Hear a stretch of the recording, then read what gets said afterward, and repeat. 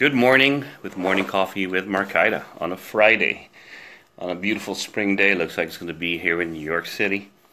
So yesterday I had some sad news on the passing of a very special person who is a friend of my son's. We used to do scouts, and I always remember the sweetest kid, like an angel who's always smiling, and he grew up to be such a great kid. To even be part of entertaining at school, the glee clubs and everything else. Overall, a great guy. And it makes you reflect. Things like this make you reflect real back to the important things in life. We're working hard.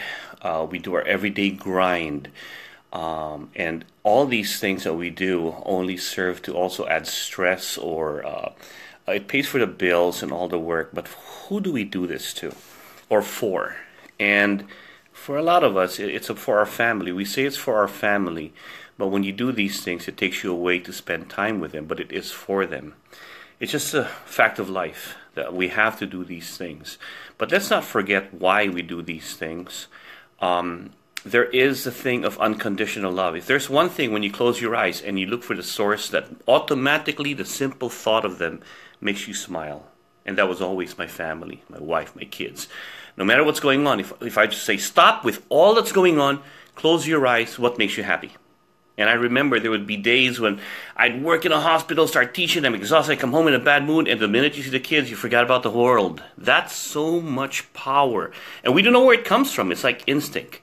You could think like loving your animals or anything, but the minute it becomes your kids, it's so powerful. Thus, it's so painful when they're called back up in heaven and they become angels ahead of you. No parent should ever be alive enough to bury their parents, right? But it happens. But we never forget who they are, and we harvest that love that we have for them.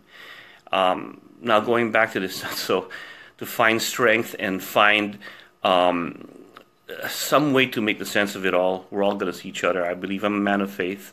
I believe in God. I believe that we're all here for a reason, and we all will be together again. It's what we do. We're going to die the day we're born. We know that's going to happen. It's what we do in our life to justify why was I here and what did I do with that. And for me, I always tell my kids, when things are going to happen and we all have to die today, I will see you again.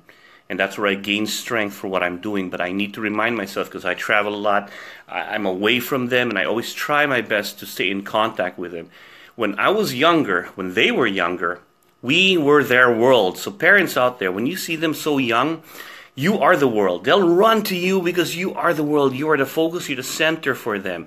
Appreciate that, because we're so busy. Yeah, come over here, and we enjoy all that because they come running to you. But then they become teenagers. Now they have friends. Now they're exploring the world. You're no longer the world.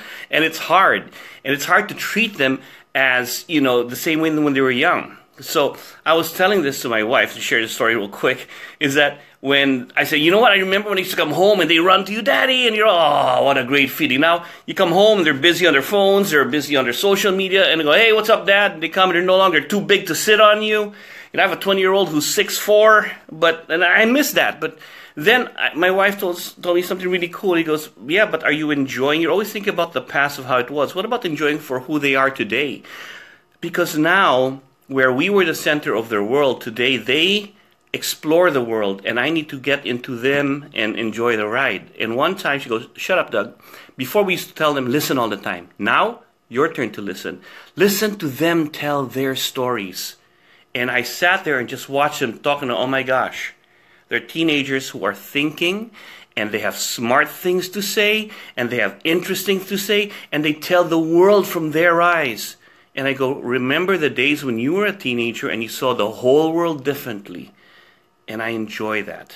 And now I can sit back and actually enjoy that phase rather than keep on going back to when you were young, this has happened. No, enjoy today and the moment right now to see the eyes and the world of your children. Because that's unconditional love that they expect. And I draw strength from that and power from that, from your family. And then always remember that in one day you'll be called upon to return to your Maker. What are you going to tell him you did with your life? What are you going to say? Hey, I came in. What am I going to do? And always somebody used to say this, Doug, so you're very good at that. What are you going to do when you meet your Maker? Do your Kali demo?